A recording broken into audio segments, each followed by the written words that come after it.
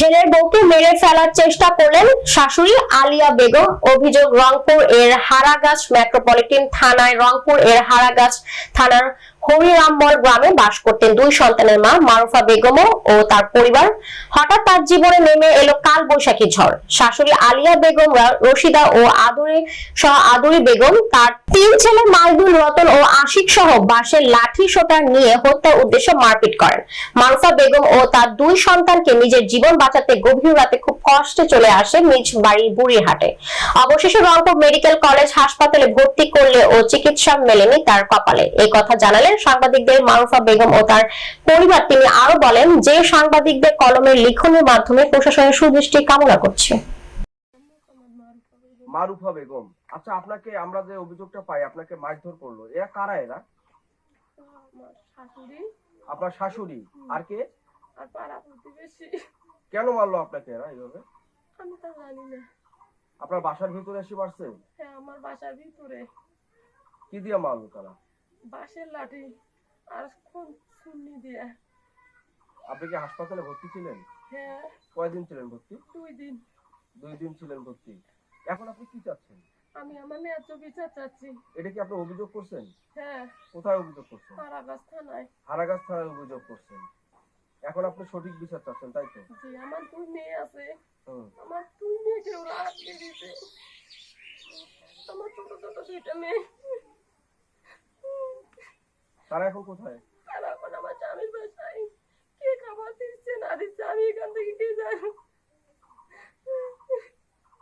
আচ্ছা, আপনার মেয়েকে ওরা আটকায় রাখছে, দিচ্ছে না? না। কারা আটকায় রাখছে? মেয়ে 2টা আমার মার গেছে। আমার যখন মারছে ওরা আমার কাছে যাবে না, তারাও মার খেয়েছে ওইখানে। তারাও মার খেয়েছে? আপনার মেয়েদেরকেও মারা হয়েছে? আচ্ছা, আপনার নাম কি? বলেন। মাসুম আলী। এটা আপনার কে? ইনি কে হয় আপনার? মেয়ে। এখন আপনার মেয়েকে যে তারা মারলো, আপনি এই বিষয়ে মানে কোনো কি চাচ্ছেন? মানে কোনো কি আমাদের কাছে কোনো সহযোগিতা চাচ্ছেন? অবশ্যই সহযোগিতা দেওয়া, কিভাবে কি করা যায় না। তার আমি এখানে আসার পরও নাকি বাসা গেছিল সবাই মারধর করতে। কয় কি বাসাইলি কেন? ওকে আমি মারি ফেলাবো। মোহাম্মদ সাইদুর রহমান। সাইদুর রহমান। আচ্ছা, যাকে মারলো উনি আপনার কি হয়? আমার ভাগ্নি হয়। আপনার ভাগ্নি হয়? তো এই বিষয়টা আপনি এখন মানে কি চাচ্ছেন? এটা আমি আইনের কাছে বিচার চাচ্ছি। আইনের কাছে বিচার চাচ্ছি। আপনাদের কাছে বিচার চাচ্ছি যাতে শাস্তিমূলক হয় এবং তারা আজীবন আর এই ধরনের কিছু করতে না পারে। তারা যাতে আর এরকম কোনো অন্যায় করতে না পারে। এটা মারাত্মক অন্যায় করি ফেললাম।